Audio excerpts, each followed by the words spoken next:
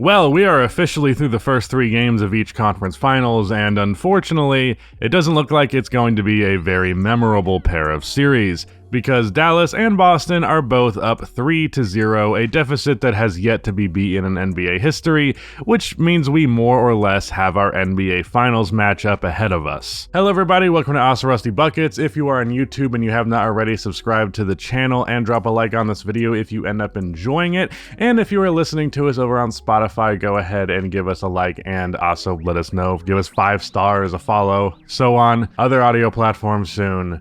You know the drill. Also, let me real quick talk about a few small things and then we'll get on with these games. First of all, there are not going to be any recaps with footage in this one. I'm purely just doing notes for this. Also, I'm going to be talking about the entire Mavericks series briefly before getting on to the scope of the playoffs at large. I'm also going to talk about Pacers versus Celtics Game 3. Obviously, I would have liked my commentaries for the Mavericks series to come out beforehand because I wrote them all out and I recorded them. The footage got corrupted on 2 separate recordings and I kind of just had a breakdown and I had a bunch of other shit going on, so they did not come out. I am sorry for that, but yeah, that's the L of this video. Just gonna have to deal with it. Also, on a positive end of things, Nick is back. Everybody say hello, Nick. Congrats on being back. I hope you are doing mentally well because having a baby is terrifying. All right, first of all, let's talk about the Mavericks versus Timberwolves Game 1. I do initially want to start this off by giving some credit to the Dallas Mavericks organization. I'm specifically starting with my Mavericks keynotes out of the gate.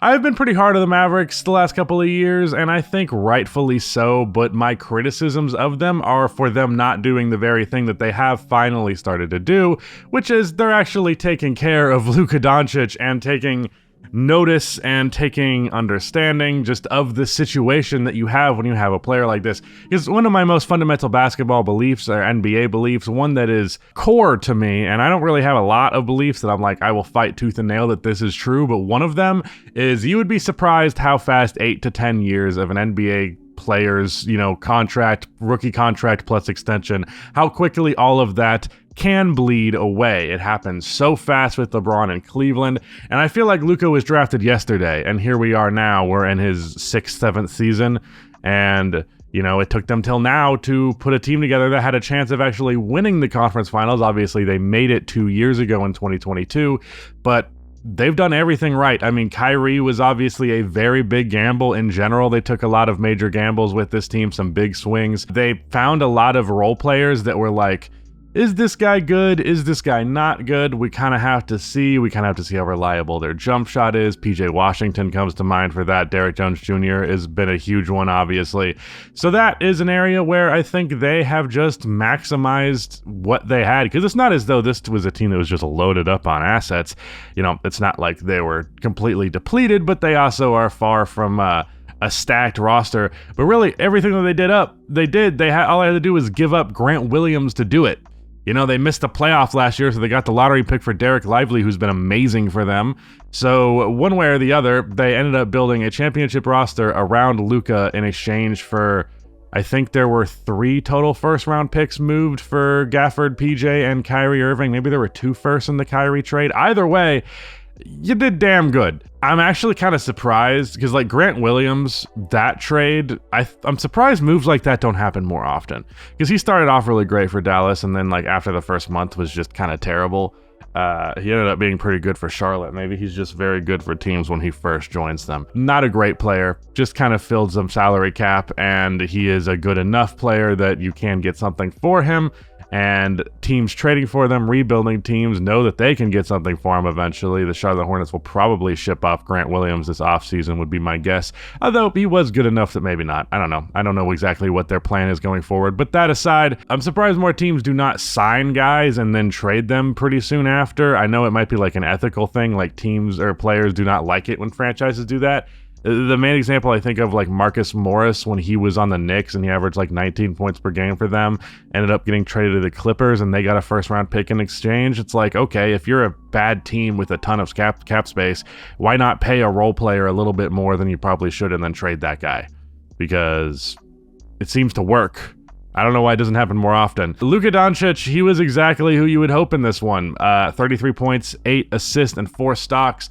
good shooting splits. However, what matters here, and what I said would be the X factor for this series, is Luka Doncic looked great in terms of his health, in terms of his movement, in terms of his ability to get to his spots, to get to his shots. All of it was great. He did have a moment where he was like limping and grabbing his ankle, but that obviously did not end up mattering, and they won the damn series, or at least they have won the first 3 so far. Maybe Minnesota will be the first team to make a 3-0 comeback, but I doubt it.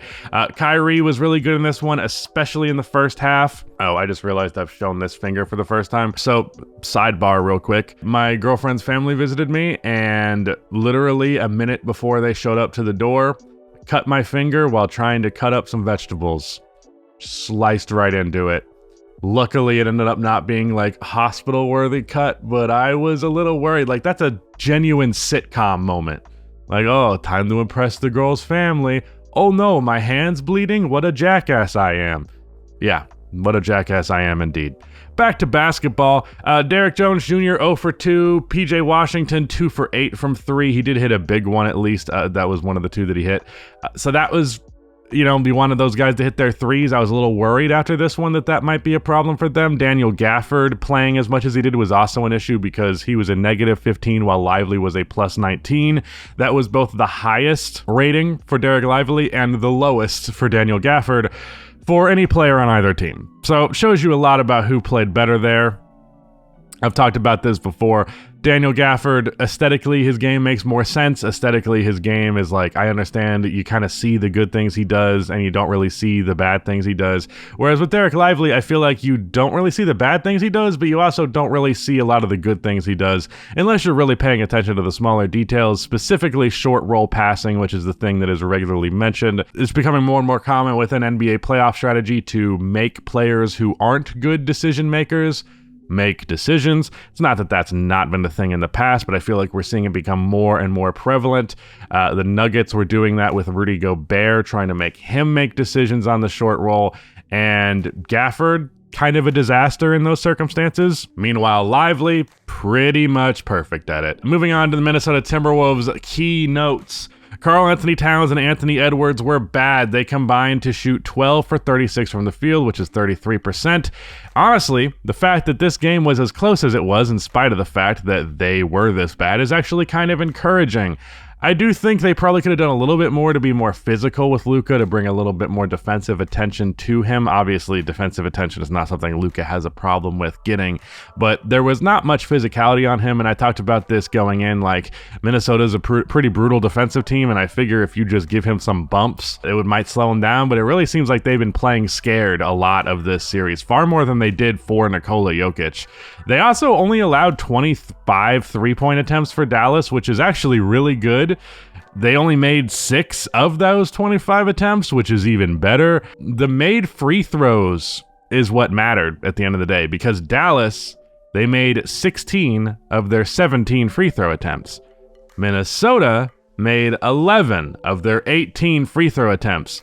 It is nuts how much the free throws ended up mattering in this one, but literally it was just a difference of who hit their free throws and who did not, because they somehow managed to lose despite the fact that they had such a huge advantage on the three-point line. That's such a huge three-point difference. Minnesota shot 49 threes while Dallas shot 25. They shot 12% better on them, and they hit 12 more of them. However, less field goals and less free throws means Dallas ended up winning this math battle despite a remarkable discrepancy in the three-point shooting. But also, Cat and Anthony Edwards shooting as poorly as they did, everybody else was able to kind of make up for that. So you think if you had that hot shooting, plus you had Cat or Ant, literally either of them having a good game, you probably win this one. So that's one game already out of the gate where realistically, there's a very real shot that Minnesota should have won it. I would wager to say if Ant was just marginally better than he was in this game, if they hit a couple of free throws that they didn't hit, It's crazy the difference that ends up mattering. But moving on to Timberwolves versus Mavericks Game 2. Slowly but surely, these notes are getting less and less extensive because one I covered really intensely. As for the Timberwolves key notes for Game 2, Nasri dominated from 3, he hit 7 for 9, hit a bunch of very big shots especially. Unfortunately, he did miss the game-winning 3 that was one of his 2 misses, but it was a really tough look. Not that he didn't hit some tough looks in this one because he had some deep ones. His jumper is kind of crazy. It's like a catapult for real. He's been kind of bad on offense the last couple of games, or at least bad relative to a lot of what he has shown. But this game he was great, and that was very big for Minnesota. I don't understand how they're so bad at defending the alley-oop, because they were really good at preventing it versus Denver. Now, I understand that Dallas has more people to be regularly throwing at the basket, specifically Gafford and Lively. Just constantly having that rotation of big men ready there right by the basket is huge. Obviously, there's a little bit more of a dynamic difference as well between Nikola Jokic in the post versus Luka on the perimeter, and the backdoor cuts versus the pick and roll. But one way or the other, they have done a terrible job defending the alley-oop. Their defensive vertical spacing has been pretty much non-existent. I honestly don't know if I've seen a team throw as many lobs as Dallas does. In fact, Nick on his podcast, The Coping Hour, very recently, I think literally the episode that went up today or yesterday, made a point about the Mavericks and their alley-oops. They have 50 alley-oops in this postseason. Next best for any other team was 9. They have 41 more than everybody else. That's 82 more points on alley-oops than everybody else. That's nuts. Bad cat game yet again. Yet another game where he shot terribly from the field, and that's just not going to do very well for them. McDaniels, very rough, unfortunate turnover. It was a tough pass from Anthony Edwards, which put him on a double-team baseline, and he kind of just could not corral it. So that wasn't really good, and it was really more or less Anthony Edwards' fault that turnover happened, even if McDaniels was credited with the assist, or with the turnover for originally getting into that bad position to begin with. But another bad pass from Ant where he just straight up threw it out of bounds. That happened while they were up 2 with less than a shot clock to go in the rest of the game. So literally you just got to maintain possession, hopefully get fouled, hit some free throws, but instead throws out of bounds. That's not ideal for sure. And that probably is another instance where they would have won the game and gone up 2-1, or at least assuming game 3 goes the same way it does, gone up 2-1, and Luka hits a step-back 3-game winner in this one to prevent that. So after the Ant turnover where they're down 2, step-back 3 from Luka takes the 1-point game. I think there were free throws after that made it a 3-point game. Minnesota did get an attempt off to, I don't know if it was to tie the game or to win it. Actually, that might have been the Naz Reid 3 to win, not tie it. I don't remember what exactly happened in that regard.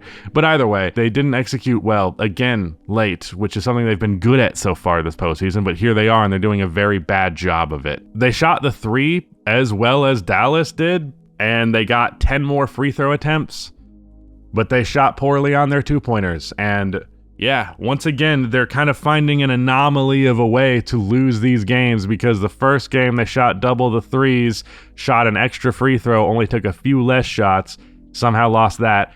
They shot the 3 just as well as Dallas in this one. 10 more attempts, but you still lose from the free throw line. 10 more attempts from the free throw line. That's nuts. It's just, once again, how did the Minnesota Timberwolves lose this game? Moving on to the key notes for the Dallas Mavericks. This lob threat, as I mentioned, it's nuts. Having it nonstop is a crazy advantage. The fact that you can do this Gafford Lively thing regularly, like I definitely like Lively a lot more than Gafford, and I do think there should be a larger discrepancy between their minutes. But one way or the other, you've got those guys coming at you at all 48 minutes of the game. You're dealing with one of them, especially because they're not doing that Maxi Kleber at center shit, which was really stupid. But yeah, they ate in this one, the both of them. You know, the first game there was like a big Lively versus Gafford conversation, something that I harped on a lot in my original recording that didn't end up coming out. But in this one, Gafford, definitely not as good as Lively, worse plus minus, but they both had very impressive stats. They combined for 30 points on 14 for 16 shooting. Luka specifically was feeding the bigs really well and has been doing that throughout this series. Multiple alley-oops. He also has been doing this thing with them where he runs the pick and roll. The blitz comes where they double him hard on the perimeter. He jumps like he's about to shoot it and then throws it like You see what I'm saying? If that's audio, that didn't help at all. And if it's video, it probably didn't help at all either. Luka, once again, a game where he had no problem getting to his spots, and that's obviously what you want. The step back three looked good in this one. Really didn't seem to matter what the defense did. Either way, it wasn't working out for them, which isn't pretty. You guys have commented on it a few times, but let me just point out, I'm on a medication. That's why this is happening. I had to turn the fan on. Hopefully it's not loud, but I'm on a medication that makes me sweat. The side effect will go away soon, but the fact that I'm having it at the same time summer is happening, it's a little ugly. Derek Jones Jr. and PJ Washington 0 for 7 from 3. Once again, that's another factor that, played significantly in Minnesota's favor. The fact that you have those guys who you're kind of daring to shoot, especially Derek, and they miss the shots and you still lose, once again, that sucks. Derek Lively and Gafford combined for 10 points on 5 for 5 shooting in the fourth quarter. That's about all you can ask for from them. That lob target, once again, it's just such an easy amount of points. I think of those, like at least 6 of those points are alley-oops straight up. And eventually it reached a point in the fourth quarter where Minnesota was kind of scared of the lob threat, and it was opening up the drives for Kyrie, specifically in this fourth quarter, who had 13 points on 4 for 5 shooting. Fourth quarter specifically, it was just 3-pointers, but I remember there being a drive. I think this might have been a drive in game 3 that I'm actually getting confusing it with. But like a play where Rudy Gobert's like just backing off at the rim because he can't leave Lively or Gafford because Kyrie will just throw that pass. And the combination, the 1-2 punch of having Kyrie and Luka, who are some of the best slashers in the league, both very capable, and especially Luka very capable of making that alley-oop pass, and then 2 players very capable of catching it. When you're going to the basket and there's only one guy who has to defend both of them, you're fucked. You have to time that perfectly. You have to jump at the exact right time to be able to contest a layup or contest a pass if that's what it ends up being. That's the only option you got. Other than that, it's like sit there and wait to get dunked on or allow a score at the bucket. One way or the other, you are fucked. Let's move on to game 3. Minnesota versus Dallas. Game 3, here are my Minnesota key notes. Okay, Carl, what the fuck is happening? This was a terrible, terrible game for him yet again. Through these 3 games, he has one of the worst true shooting percentages in any conference finals. I think it might be any playoff series in NBA history. He's at like 35-ish% right now. And again, this is a thing. If he was just playing fine, this series would be going so different, but he's been bad the whole way through. Now, Ant was, mostly chill in this one. Better than he was before. Game 2 was pretty bad. Game 1, he definitely hasn't had his best series, no doubt, but Cat has been egregiously bad. And it's like, look, Ant being a little bit worse is fine. Cat being this much worse while Ant is a little bit worse is not fine, especially also considering the fact that Naz Reid has been a little bit worse. Again, not counting Game 2, he was also better in this Game 3 than he had been. Anthony Edwards shot 3 shots in the fourth quarter, and he had 5 turnovers in the game as a whole. Probably another key turnover late, They probably do better if they just hold on to the ball. Conley and Naz, they did their job. They combined for 30 points. It was good splits. I don't know, there's not much to say about them anymore. It's like, yeah, the game plan is not a bad game plan, but they just stopped executing on it. They stopped being clutch. They stopped being even remotely reliable offensively. And I get that a lot of that comes from the fact that Dallas is a better defensive team than Denver, but good God, I didn't think it would be this much of a difference maker. For my keynotes for the Dallas Mavericks, Gafford got a short roll pass to PJ on the corner. It was an easy pass to make, but a good read, so I wanted to make note of that for him at least doing that correctly, given that that's the game plan against him. Derek Lively got hurt in this one, which meant we got more Daniel Gafford, and I thought that meant that the game was actually going to go in the favor of the Timberwolves just because Gafford has been noticeably worse than Lively. However, he managed to do just good enough. The defense wasn't mattering even more on Luka's step back threes. He hit one at the start over Mike Conley, and I was like, okay, well, that was Mike Conley, not much of a contest, doesn't really matter, I'm not too concerned. Then he hit like 3 more of them sons of bitches at half over Jaden McDaniels and didn't even seem to see him. So that was easy. Did the jump pass and the pick and roll again, hit a bunch of spin fades. I think this is the most dominant alley-oop team I have seen since Lob City. Hardy had a tough finish late. I think he double clutched on Rudy Gobert at the basket. Kyrie continued to hit pull-up threes. Gafford had a really mean block late, 5 for 7 for Kyrie with 14 points in the fourth quarter, back-to-back super clutch fourth quarters for Kyrie Irving where he shot the ball really well.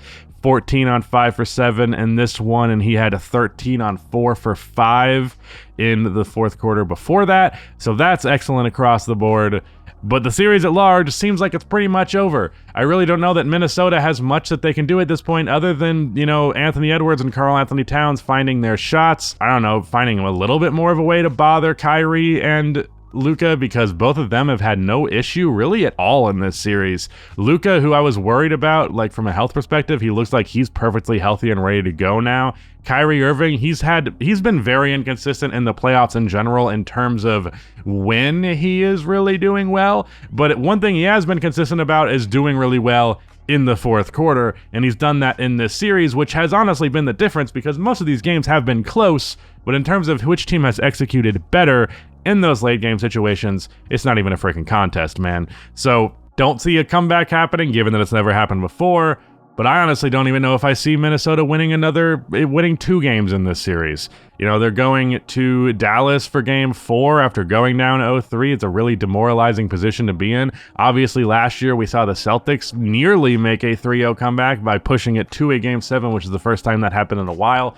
But to be honest, just don't see it happening here, and I don't see it happening in the way of the Pacers or Celtics either. But let me quickly talk about that game, and then we're going to talk about the implications of the conference finals at large, and maybe even do a little bit of previewing of the finals, although there's going to be more talk about that later. All right, so my key notes for the Indiana Pacers in Game 3. So I said after Game 2 that if there was no Tyrese Haliburton, there's basically no shot in freaking hell that this team is going to win. There's just no way that they're going to compete in the series without Haliburton. Credit to it, it was technically correct that they did lose this game. However, I think they did about as well as they could have because Andrew Nembhard stepped up and then some. He was awesome in the primary initiating guard role where I thought, a lot of his shot creation, him being clutch late, that was stuff that was just more a matter of circumstance, the ball managing to find it his way. In this one, there was a very intentional get Nembhard the ball. We want him doing the offensive creation,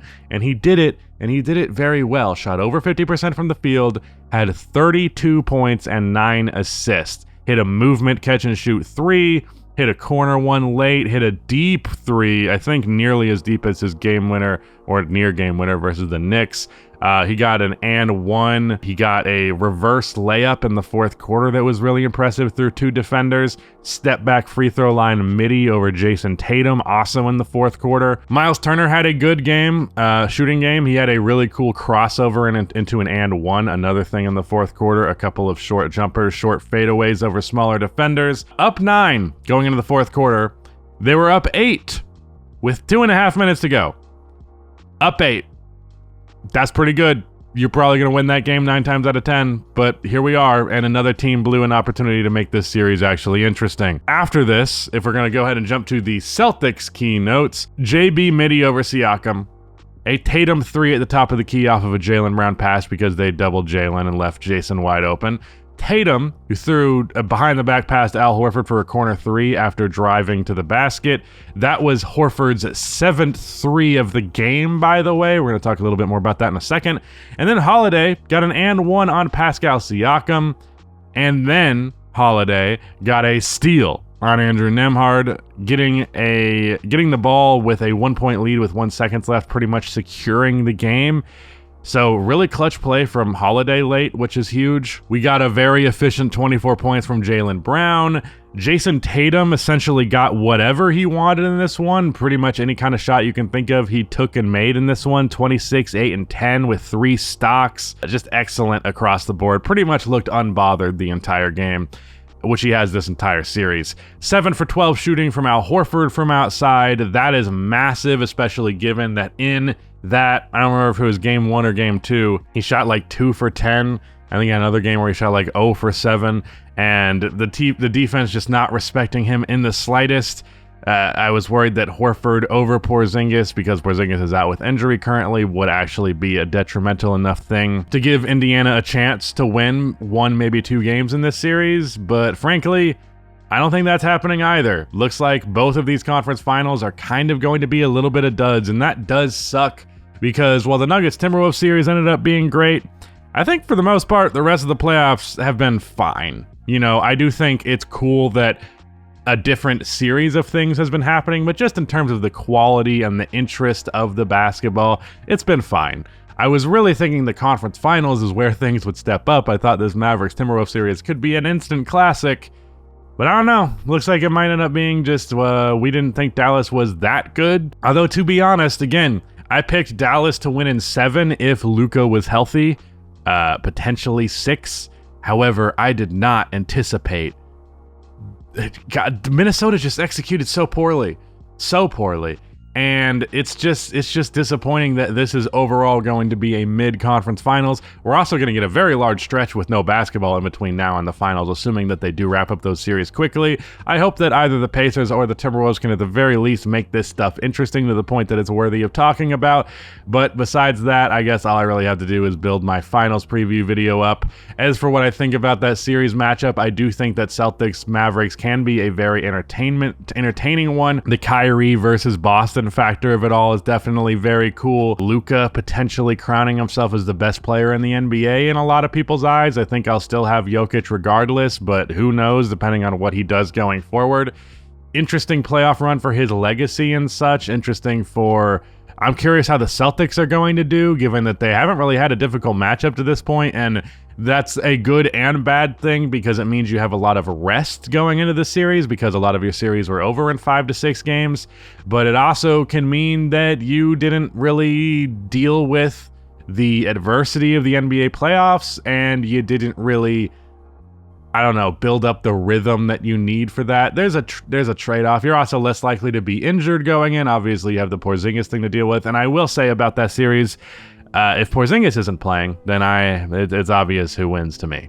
So, also Porzingis versus Dallas in the finals. And you can think about that factor. But yeah, if Porzingis is healthy, my prediction right now, I haven't done the deep dive, but just for the sake of, putting something out there right now, I'm going to go Dallas in 7. Yeah, I think it's Dallas in 7. I do think that Boston is getting a little bit of shit and people are acting like they're just not actually legit in any capacity because they've been beating up on these lesser teams. But I also think that's just, you have to play who's in front of you. And for the most part, they've done what they had to do. Really, the only games that they have lost have been outlier shooting games, like really ridiculous shooting games. That Miami Heat game was a really ridiculous shooting game, although part of it was they defended the three-point line poorly. I know the Cavs game that they lost was a matter of that as well, had a really excellent shooting game from them. So it is more or less Boston dominance throughout the East. I'm curious how they will handle playing an actually good team, because this is a good team from Dallas. The fact that they came out of this Western Conference, very impressive. I'm looking forward to this finals matchup, and goddamn, I hope it's not a snooze fest again where one team is just easily way higher than the other and so on. But yeah, with that said, that is it. Shout out to Nick for editing this video, and goodbye.